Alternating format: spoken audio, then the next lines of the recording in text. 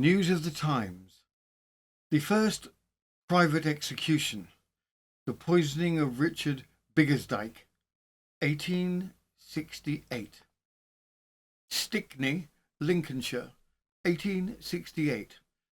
Today's story begins in a tiny labourer's cottage in Stickney in Lincolnshire, a single cramped bedroom, shared by a husband, a wife, their 3 children and 2 lodgers. It was a living arrangement that could only end in disaster.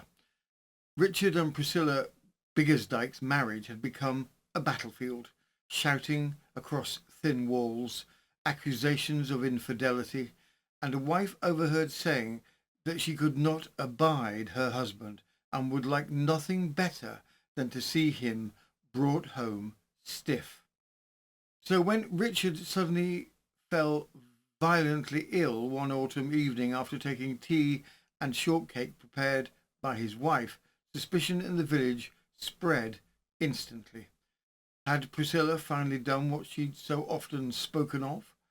Or was one of the lodgers, a man with whom she was rumoured to be far too familiar, the real hand behind the arsenic? This was a case that captivated Lincolnshire. A poisonous marriage, a jealous husband, a wife with a temper, and a lodger who cried in his beer that he had something on his mind that would make anyone's blood run cold. But what no one realised at the time was that this tragedy in a cramped rural cottage would end in a moment of national significance. The first private execution in the city of Lincoln, carried out under Britain's brand new laws that had only just ended public hangings. Today, we explore the story behind the poisoning of Richard Biggadike, the love triangle, the forensic certainty, and the execution that marked the end of one British tradition and the beginning of another. And stay with us to the end, because in this week's further particulars, we have a remarkable little story from 1867. The year was apparently determined to outdo itself, involving an old Irish mansion, a bricked-up chamber, and 2 very unsuspected residents who had been waiting quite patiently for about a century. It's one of those discoveries where the builder quite sensibly wishes he'd taken the day off. So then, let us make ourselves comfortable, or at least as comfortable as one can be when preparing to visit a cottage in 1868 where comfort was never part of the floor plan. Draw a deep breath, tuck your elbows in, and prepare to be transported to a single cramped room in rural Lincolnshire, a room shared by a husband, a wife, 3 children, and 2 lodgers, all attempting to live, sleep, and quarrel in a space that would make a broom cupboard feel expansive. It is here, in this unlikely domestic arrangement, that our story truly begins. Stickney in 1868 was a sort of village where life was measured in harvests, muddy roads, and the price of bread. The farms and small holdings scattered across the Lincolnshire fens depended on cheap labour, and men like Richard Biggadike worked long hours in all weathers for wages that hovered just above starvation level. Money was tight, employment was seasonal, and even a few weeks without work could push a family into crisis. Most labouring families lived in cramped cottages owned by their employers, single rooms or 2-room dwellings with thin walls, low ceilings, and ventilation that could best be described as theoretical. Privacy was a luxury nobody entertained. The sound of neighbours arguing, coughing, or taking a late-night shortcut through the yard was part of the everyday noise. And with incomes so precarious, taking in lodgers was not simply a choice, it was often a necessity. A few shillings a week from a lodger could mean the difference between the children eating meat on Sunday or going without. It also meant, however, that strangers, young farmhands, itinerant workers, the occasional unreliable bachelor, were folded into an already strained household. Space dwindled, tensions rose, and every emotion in the home, whether affectionate or resentment, had nowhere to go except outward. Richard and Priscilla Biggadike. Richard was a typical Lincolnshire agricultural labourer of his generation, hard-working, low-paid, and entirely dependent on the seasons for survival. Like many men in the fens, he likely spent long days ditching, hedging, turning soil, or managing livestock. His wages would have been irregular, and the family almost certainly lived week to week. Newspapers describe him as quiet and in poor health in his final days, although it's difficult to know whether this was a long-standing or purely due to the arsenic symptoms. There is no mention of him being violent or dissolute. Rather, he appears to be an ordinary working man caught in an increasingly hostile marriage. By autumn 1868, Richard was physically run down, occasionally bedridden, and dependent on his wife for food and medicine, a vulnerability that would prove fatal. Priscilla married to Richard, a woman with 3 young children and the full burden of rural domestic labour, physically exhausting, socially isolating, and often thankless. Her household duties would have included washing clothes by hand, cooking over an open range, scrubbing floors, tending to children, and taking in work where possible. Newspapers described her as sharp-tempered, openly resentful of her husband, and capable of expressing her feelings rather forcefully. Witnesses reported hearing her saying she could not abide her husband and would like him brought home stiff. Whether these comments reflected genuine malice, marital misery, or momentary temper is unknown, but they painted her as a woman whose marriage was strained far beyond breaking. Her relationship with the lodger Thomas Proctor was the talk of the village. Whether impropriety generally occurred or whether it was village gossip amplified by cramped living remains ambiguous. But the perception of improper intimacy would influence public opinion and courtroom atmosphere. Thomas Proctor, described as approximately 30 years of age, was one of the 2 lodgers occupying the already overcrowded Biggadike cottage. He also worked as an agricultural labourer, although whether he worked with Richard is unknown. It was said that Richard himself had begun to notice the additional attention between the 2 of them, even questioning his own paternity with the youngest child. Heated arguments erupted, accusations of jealousy flew. Gossip and village speculation added fuel to this idea, although no direct evidence of an intimate relationship survives. What would come back to haunt the case was Priscilla's frequent comments to neighbours: "I cannot abide him. I should like to see him brought home dead," and "I should like to see him brought home stiff." And on that fateful day, her oft-spoken wish came true. It was in a cramped cottage, sick with suspicion, that the events of Richard Biggadike's final evening unfolded. What we know of that night comes almost entirely from Priscilla herself, a statement she gave to the governor of Spilsby House of Correction after her arrest. It is a statement that raised as many questions as it answers. In it, she accused the lodger, Thomas Proctor, of poisoning her husband. Not once, but twice. She describes watching him pour a white powder into Richard's tea and again later into the bottle of medicine meant to save him. And yet, despite what she claimed to have seen, Priscilla still poured the cup and she still gave the draught. She still administered the very mixture she said she believed to be poisoned. From the Lincolnshire Chronicle, the 30th of October 1868, the Stickney murder.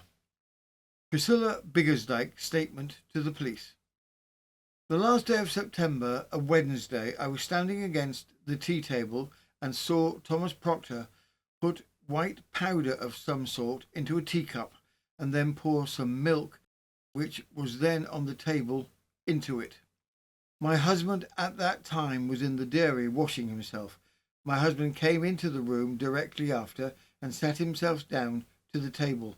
I then poured his tea out and he drank it more beside that, and half an hour afterwards he was taken ill.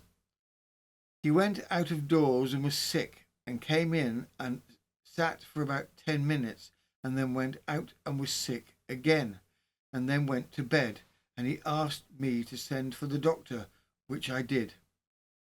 The doctor was an hour before he came. I went to the doctor's at about a quarter of an hour after he left. He gave me some medicine and ordered me how to give it to him, 2 tablespoonfuls every half hour.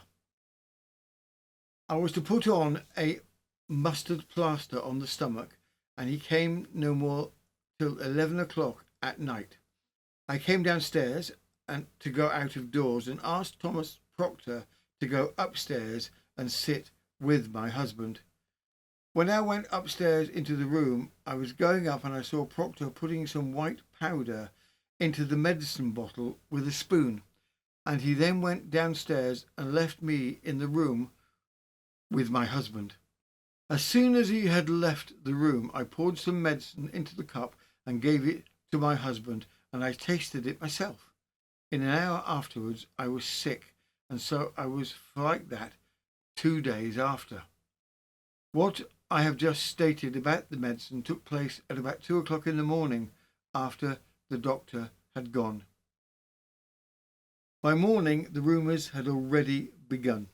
Richard's sudden collapse, the violent sickness and the strange behaviour in the house that night were enough for neighbours and the doctor himself to suspect poison almost immediately.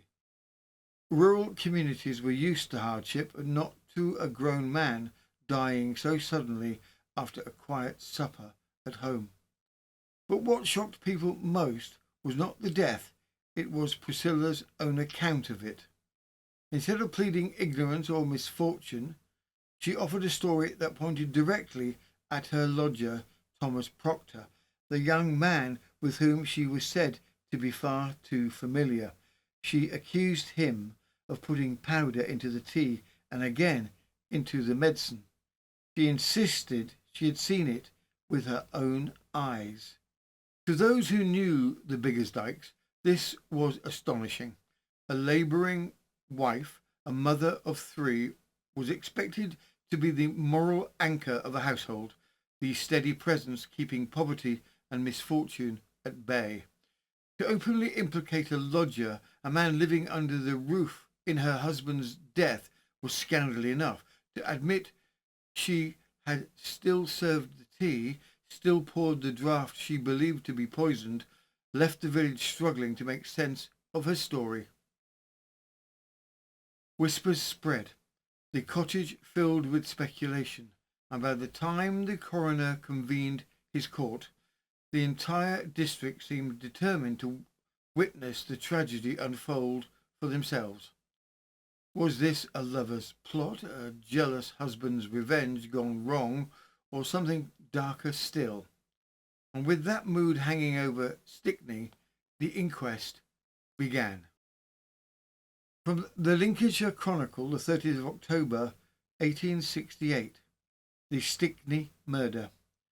The adjourned inquest on the body of Richard Biggadike, labourer of Stickney, who died on the 1st inst, took place on Friday last, before Mr. Clegg, the coroner. It'll be remembered that the deceased, who was about 30 years of age, was a married man and had 3 children. 2 lodgers lived with the family, named Thomas Proctor and George Ironmonger, the former an agricultural labourer about 30 years of age, and the latter a fisherman aged about 21. The wretched hut into which they lived contained but 1 bedroom, and in this room Biggadike, his wife, 3 children and 2 lodgers all slept, the 2 beds which accompanied them being not more than 18 inches apart. An improper intimacy arose between Mrs. Biggadike and one of the lodgers.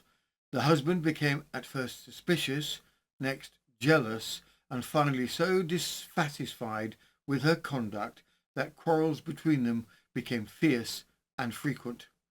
At length, alienated in her affections, and apparently as tired of her husband's presence as she was of his complaints, she seems to have conceived the idea of resorting to murder to get rid of both. How long she contemplated the deed before proceeding to its execution, it is impossible to say. Probably some time, as it is now known that she had arsenic in her possession fully 3 months ago. Be this, however, as it may, Biggadike, who had just before returned from his work in the enjoyment of perfect health, was taken suddenly ill at about half an hour after tea on Wednesday evening, the 30th of September, and in spite of medical aid, which was called immediately, died at 6 o'clock on the following morning. The inquest was held on the 3rd of October before Walter Esquire, coroner for the Boston district, when the evidence of Maxwell, who made the post-mortem examination of the body, left no doubt that the deceased had been poisoned. It was determined, therefore, to send the stomach and its contents to a Dr. Taylor of Guy's Hospital for analysis, and to adjourn the inquiry until such analysis could be completed. By that time, the only person in custody was the wife of the deceased, but circumstances transpired in the course of a few days afterwards which led to the apprehension of Thomas Proctor, one of the lodgers, on the charge of complicity at the adjourned inquiry. Dr. Taylor's testimony. The most compelling evidence came from Dr. Alfred Swain Taylor, one of the foremost forensic toxicologists of the Victorian era, and a man whose name appears in nearly every major poisoning case of the century. His reputation was such that when the jars and bottles containing Richard Biggadike's stomach and organs were sent to London, no one doubted whose opinion would decide the matter. In his report, Dr. Taylor confirmed that arsenic was present in considerable quantity, concentrated particularly in the parts of the viscera most essential to determining the cause of death. After hearing the earlier medical dispositions, he told the court, "I have not the slightest doubt that death was caused by arsenic. The symptoms, duration, and whole history of the case are strictly in accordance with poisoning by arsenic when it proves rapidly fatal."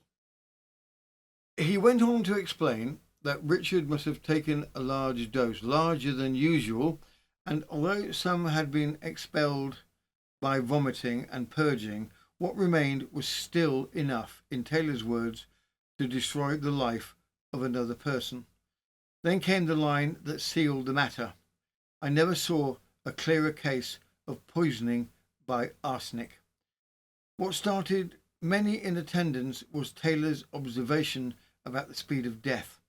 In most cases, arsenic took between 18 and 24 hours to kill. Richard died in barely 2.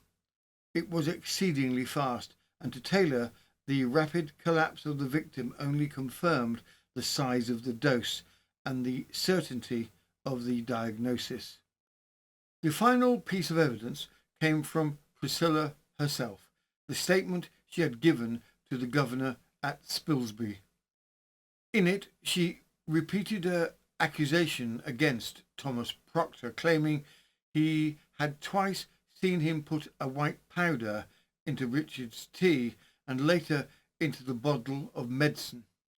She insisted she had believed the mixture was poisoned, yet had still given both the tea and the draught to her husband. Her statement concluded, "I wish to present the inquest to state the case to them as it is the truth. Priscilla Biggadike." It was a declaration that stunned many in the room, and with the forensic evidence now decisive, the jury returned a verdict of wilful murder against both Priscilla and Thomas Proctor. The pair were immediately committed for trial at the next Lincoln Assises. The case soon spread beyond Lincolnshire, reaching even the sensational pages of the Illustrated Police News. Never a paper to miss a scandal, it ran with the headline, "Murder of a Husband by Her Paramour."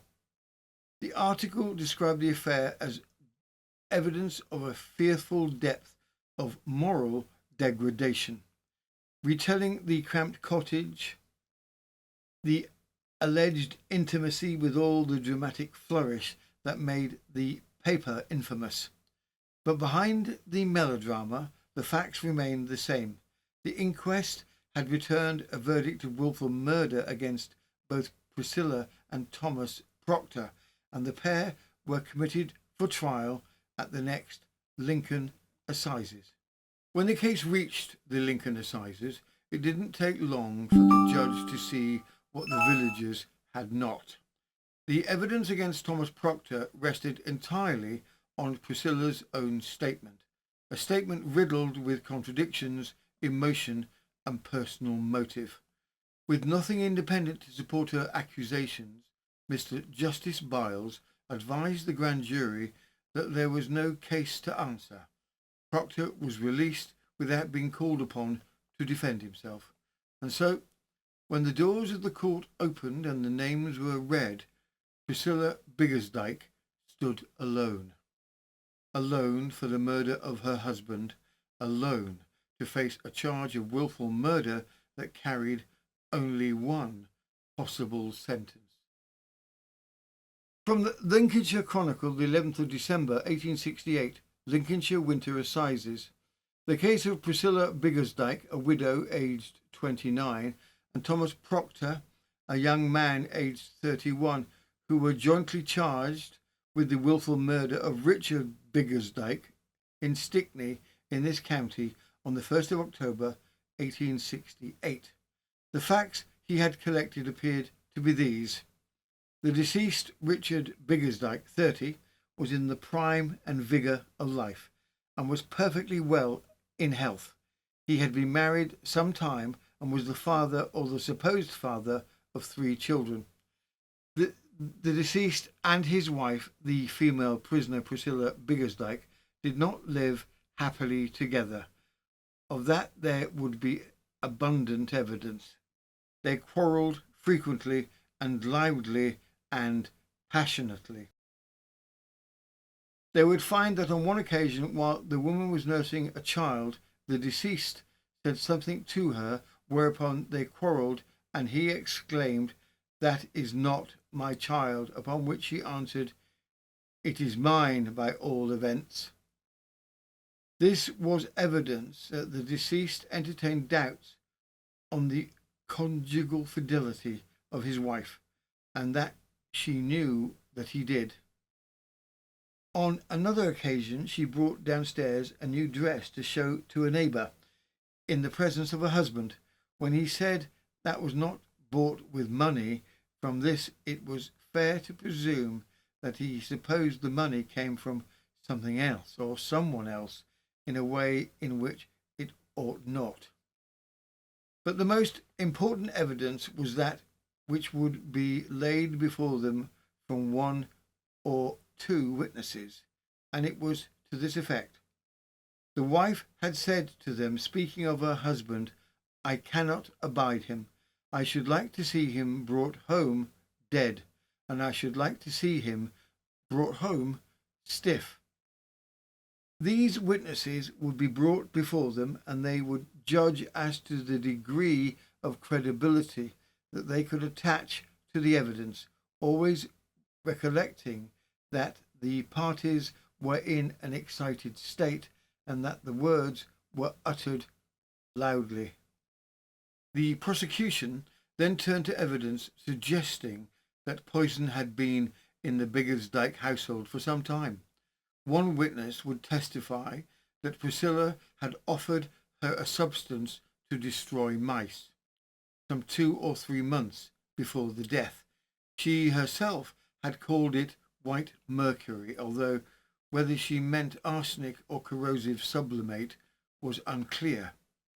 Another telling incident occurred just 2 days before Richard's collapse. Priscilla, who was not on friendly terms with her neighbour, Mrs. Ironmonger, suddenly appeared at her door. This alone surprised the woman, but the conversation was stranger still.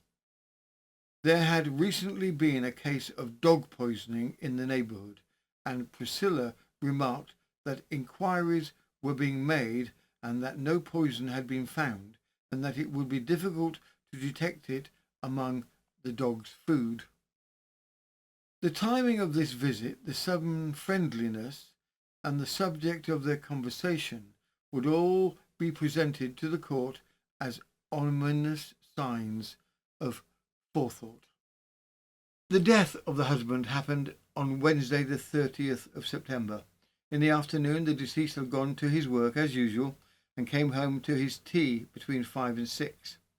The wife was at home, but whether Proctor was present during the whole of the time that the deceased was at tea or only during the latter part was not clear, the evidence being rather inconsistent. But Thomas Proctor was, at all events, there before tea was over. He was originally examined as a witness, and he, the judge, thought that nothing could be more careful and judicious than the conduct of the coroner, for he evidently had suspicions and warned Proctor against saying anything. Proctor persisted, however, in giving evidence and stated that he was there before tea was over. The female prisoner that day had made 3 short cakes for the family and had cooked them on the gridiron. The 2 lodgers and herself ate 2 of the cakes, and the other was left for the husband. One thing was clear, that Priscilla Biggadike had made the tea for her husband and also the cake which he ate. Shortly after tea, the husband was seized with violent purging and retching, so violent that he several times went out of doors. He afterwards went to bed and vomited blood, and was in such awful agony that in his struggles he threw himself off the bed and he fell onto the floor. The wife sent for the doctor, and when he came, he at once was satisfied the husband had been poisoned.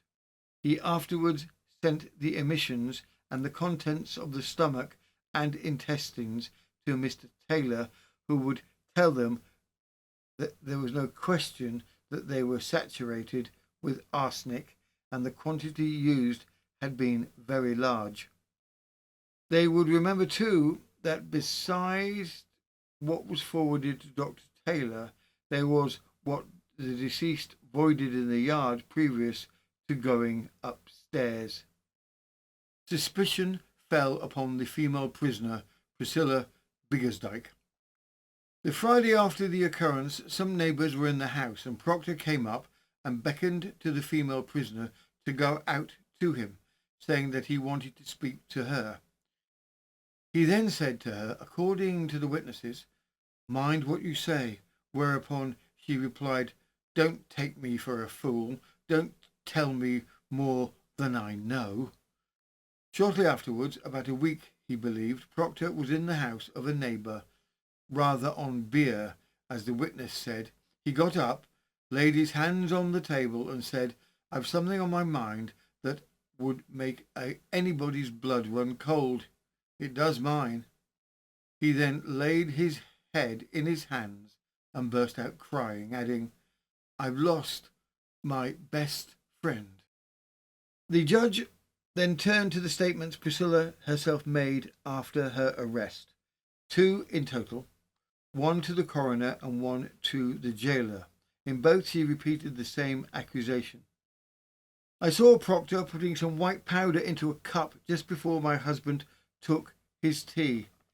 She went further still, claiming she had seen him add powder to the medicine after the doctor had visited.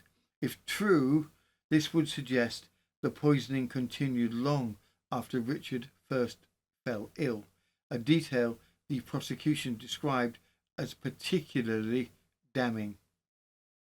But Priscilla's second statement introduced an unexpected twist. She claimed she had found a written note in her husband's pocket stating that he had taken the poison himself. When it was pointed out Richard could not write, she replied, "Then he must have gone to someone else to write it down." The entire case rested on circumstantial evidence, but such evidence, when firmly established, could be as reliable as any direct testimony, especially in cases of poisoning. The prosecutor then addressed the position of Thomas Proctor.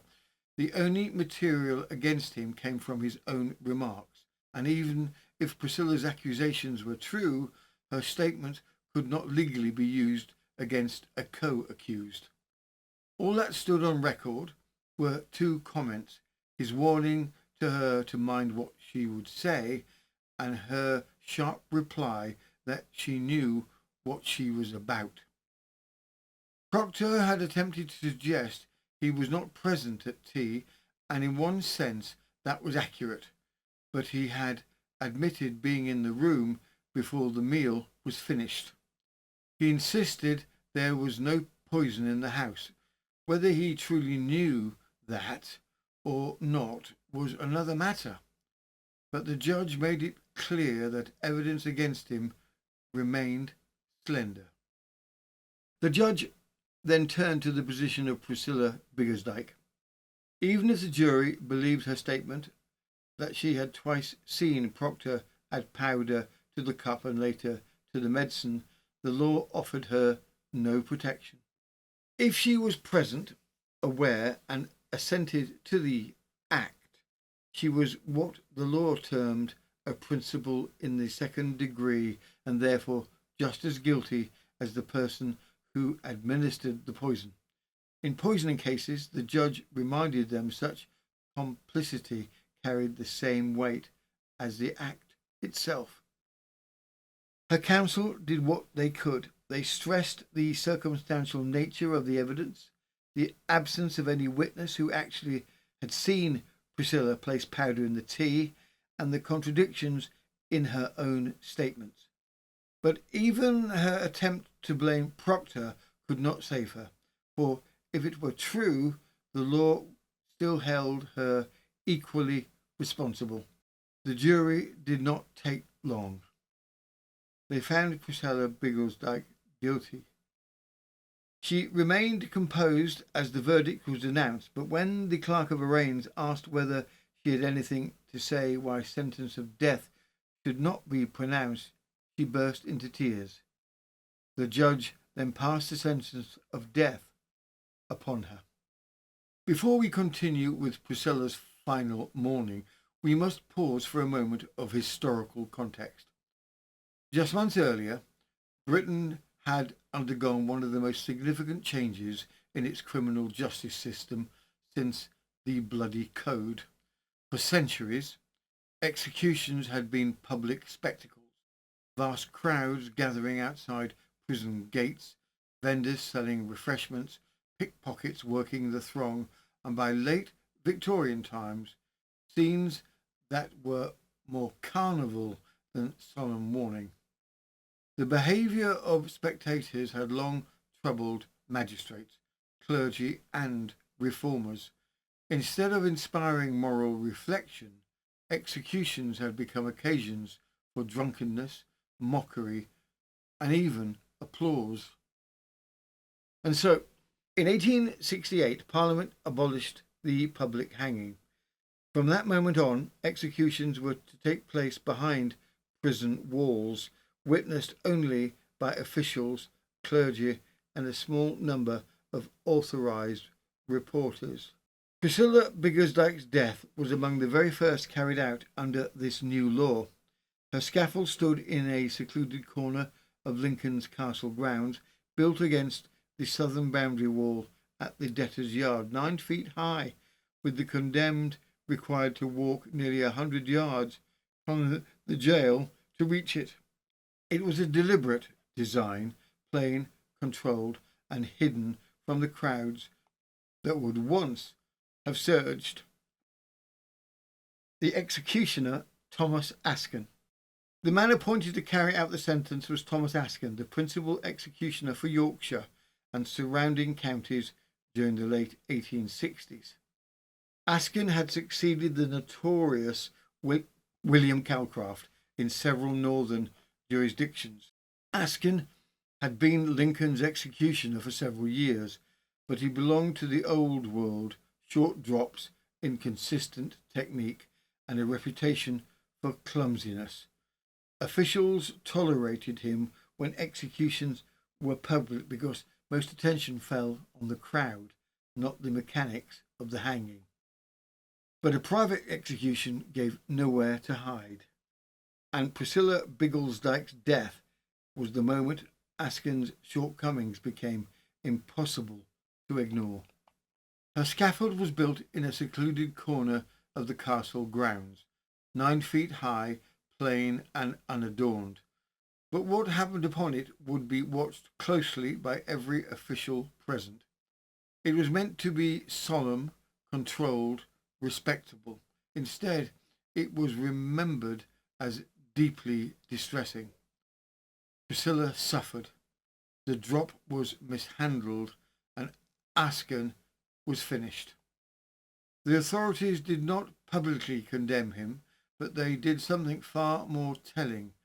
They never hired him again.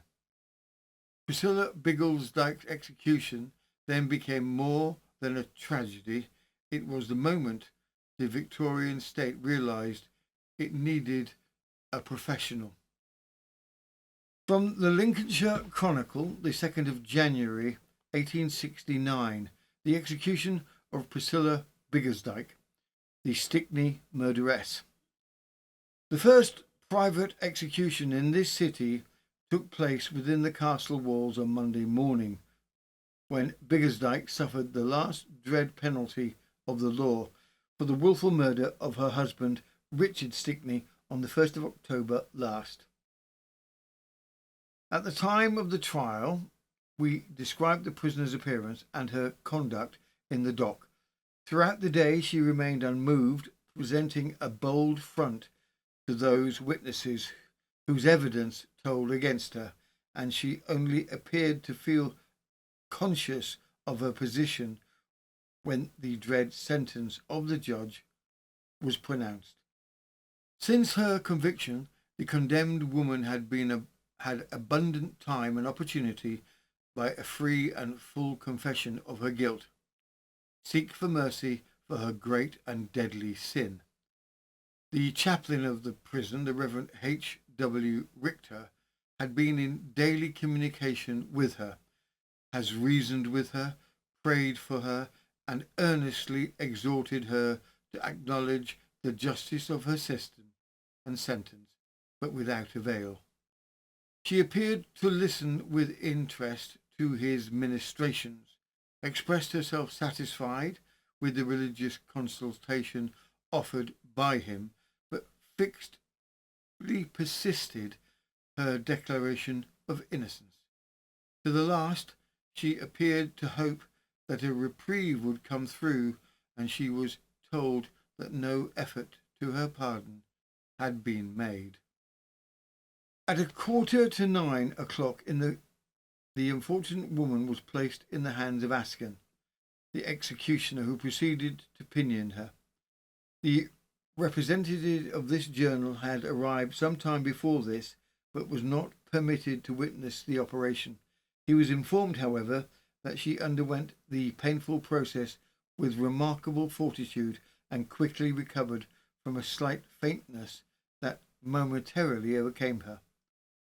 The scaffold on which Priscilla Biggadike was to expiate her crime had been erected in a secluded part of the castle grounds. The platform was about 9 feet high, and the distance to be traversed from the prison door was about 100 yards. Precisely 10 minutes to 9 o'clock, the sad procession left the entrance of the north-east side of the jail. The countenance of the unhappy woman, we could not fail to observe, had undergone a great change since her condemnation. Her face had become pallid, her eyes had more purpose in its expression, and her features were more firmly set. It was evident that she keenly felt the terrors of her position, and although resolutely endeavouring to overcome them, she moaned piteously. The wan face of the poor criminal also contrasted painfully with the black serge dress and the white muslin cap in which she was attired. At length the procession reached the fatal spot, where stern justice demanded its sacrifice. The chaplain had now completed the sacred service and turned to make one last appeal to the prisoner. Addressing her in earnest but in a faltering voice, he said, "I would once more ask you, for the satisfaction of justice, whether you still persist in your deliberation of innocence, whether you had anything to do with this crime by thought, word, or deed." In a firm and decided tone, the woman answered, "I hadn't, sir." The condemned woman was now assisted up the steps of the scaffold and was placed upon the trapdoor. The executioner rapidly bound her feet, drew the cap over her face, and affixed the rope. The warders moved to one side, descended the platform to allow him to complete his terrible office, and the unhappy woman stood alone for some seconds.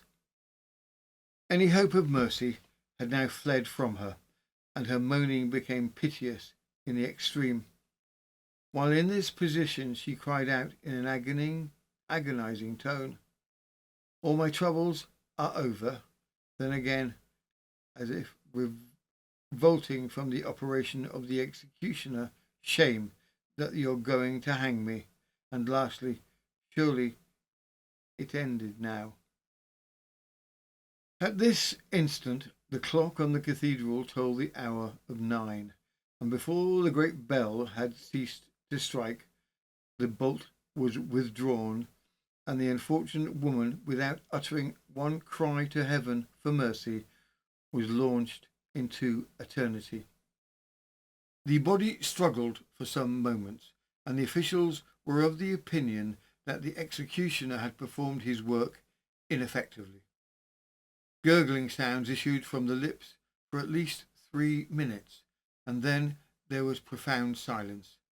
The surgeon felt if there was a pulsation, and while doing so the body heaved a sigh. A life instantly fled. A crowd of people had assembled out of the castle and were informed of the execution by the raising of a black flag on the keep tower. A report was circulated in the city to the effect that the poor creature struggled for at least 20 minutes and that her shrieks were heartrending. The body, after hanging an hour, was cut down.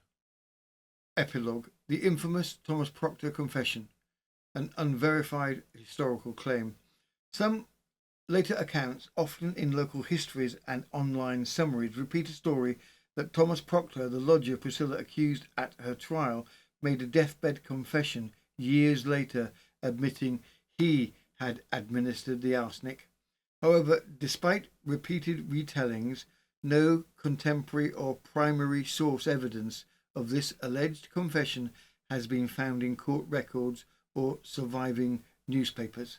The claim appears in later summaries written well after the events, and it is not documented in the official trial record or by any press reports of the period. And so ended the case of Priscilla Biggadike, a woman whose death marked a turning point not only in her own village but in the history of British justice. She was one of the very first women in England to die behind prison walls, unseen by crowds, in a system that was still finding its feet. Only 6 months earlier, thousands had watched the last public hanging outside Newgate. Now, just a handful of officials stood at witness as Priscilla stepped onto the scaffold at Lincoln. Her case became famous not only for this historical moment, but for the questions it left behind. For all the certainty with which Victorian courts spoke, the evidence against her was entirely circumstantial. No one ever saw Priscilla administer poison. No one ever proved how arsenic remained in the body for hours, and the only person she blamed, Thomas Proctor, walked free because nothing linked him in the act except her own contradictory statements. Even her claim about the supposed noise raised more questions than it answers. Modern readers may reasonably ask, was the verdict safe? Was the forensic science sufficient? And did the law leave any room at all for complexity in a household as chaotic as the Biggadikes? What we do know is that Richard died in agony, that arsenic was present in overwhelming quantity, and that every action Priscilla took afterwards, from serving tea to giving the medicine, weighed heavily against her in the eyes of the court. In Victorian knowledge and assent, she were as damning as the act itself. But her refusal to confess, even on the morning of her execution, leaves a long shadow. Priscilla Biggadike's story sits at the uneasy crossroads of marriage, morality, forensic uncertainty, and the birth of a new era of British justice. It remains a case that invites debate, not only about guilt, but about the very nature of evidence, punishable, and the voices left unheard in the small, dark corners of Victorian England. And in the end, perhaps that is why the case endures, because behind the legal records and medical reports stands a real household, cramped, volatile, impoverished, where 5 adults and 3 children shared one narrow room, and where a tragedy unfolded that no one even now can fully untangle. Further particulars. And now, before we close, a little something from the newspapers of the same year, because in 1867 it was evidently determined to be unsettling in every possible category. While Lincolnshire was dealing with poisoned tea and complicated marriages, Ireland decided to contribute a mystery of its own, with all the Gothic flourish of a Wilkie Collins novel written by someone who had overslept and was now making it up as they went along. In County Mayo, workmen carrying out what was meant to be a sensible bit of home renovation, the sort involving dust, plaster, and the occasional argument about whose job it actually is to fetch the ladder, instead managed to knock a hole into a forgotten chamber deep beneath an old mansion. And there, Illuminated by the reassuring glow of their torches, they discovered, well, let us say, not the kind of house guests one expects to find lying in wait for upwards of a century. From the Illustrated Police News, the 23rd of February, 1867, extraordinary discovery of the remains of two persons, supposed to have been immured in a vault for upwards of 100 years. A most extraordinary discovery had been made in an old mansion situated near Castle Bar in County Mayo in Ireland. It appears that Mr. Kennedy, the owner of the house in question, had employed a builder to make some alterations and repairs in the habitation, which is very extensive. In removing a portion of one of the walls, the workmen, much to their astonishment, opened a passage into a large subterranean chamber with ground arches which had evidently been bricked up, for it was unknown to any of the present occupants of the house. The foreman of the bricklayers at once hastened to Mr. Partridge, the builder, who, accompanied by his men, cautiously entered the vault. The astonishment of all may be better imagined than described when a sight was revealed to them that moved their nerves to wonderment. The remains of two human beings were made distinctly visible by the lurid glare of the torches they carried. The figures presented a most ghastly appearance, being nothing more than skeletons, which were, however, clothed in the garments of the time of George II. One was stretched on the stones of the vault, while the body of the other rested against the wall in a half recumbent posture. Upon a more careful examination of the premises, Mr. Partridge was able to say without hesitation that the vaults or ground chambers had been purposely bricked up, as it had doubtless belonged to a set of apartments at the basement of the house. It was Mr. Partridge's belief that the vault was a sort of secret chamber where the occupant of the house in the olden days were accustomed to retire when the place was besieged. Most old mansions of an early date in this and other countries are furnished with some such apartment. There have been a number of suggestions made by the inhabitants of the neighbourhood respecting the remains of the two persons found in Mr. Kennedy's mansion, but it is impossible to come to a conclusion as to whether the two human beings were bricked up in a vault to die a lingering and horrible death, or whether they had been first murdered and placed there for concealment. From their position, the former hypothesis would appear most likely. In any case, they must have remained in their gloomy chamber of death for upwards of 100 years. Dr. Swanson had made a careful examination of the skeletons and declared that one is that of an adult male of about 30 years of age, while the other is evidently that of a lad 15 or 16 years of age. A dark and impenetrable mystery hangs like a funeral pall over this dark deed of a bygone age. And that brings us to the end of today's episode. Yes, indeed, you may safely unclench now. If you've enjoyed our wander through Victorian intrigue, arsenic and the perils of cramped accommodation, do please click like, subscribe and all the other helpful buttons that keep us in the light of day and prevent us from being swept into the YouTube's forgotten basement. If you'd like even more stories, nearly 850 episodes, all ad-free, spanning true crime scandals, nostalgia, mysterious Britain and assorted historical oddities, you're warmly invited to join us over on Patreon. It's the best way to keep the channel going, and you'll unlock a frankly unreasonable quantity of British misadventure.